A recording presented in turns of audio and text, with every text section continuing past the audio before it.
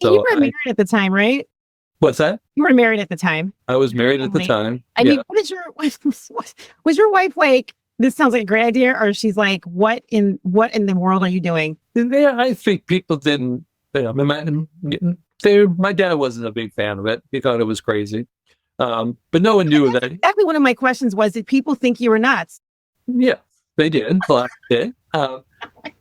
And people, I don't think people, but it didn't even. It was so small at that point in time that it wasn't even big enough for people to be too excited or concerned about it, because it was just like, whatever. It's like, and literally, it's like a startup. It's like YouTube. Yep. These two. It was a complete startup. Seriously, like these two guys that started YouTube, and they're just like, nobody cared, nobody believed in it. People thought they were crazy, and now look at it. Yeah, it was a complete start, and I was, a couple of things. So it was important to me to, and I made a very conscious effort to bring in other people. I didn't want people to think this was just some guy who's, off his out of his mind or his ego. He thinks he's going to do this. I want this to be perceived as a group of people in Chicago, civic folks, business folks.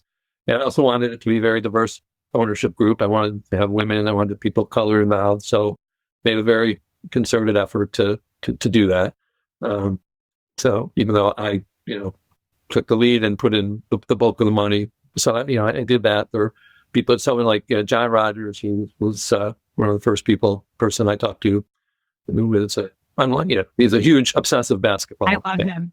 So wait, was it happening between? You're saying this was between, like, what was the time frame that I'm trying to get an idea? This is like, well, I mean, this is our twice season. So this was 2005, I think.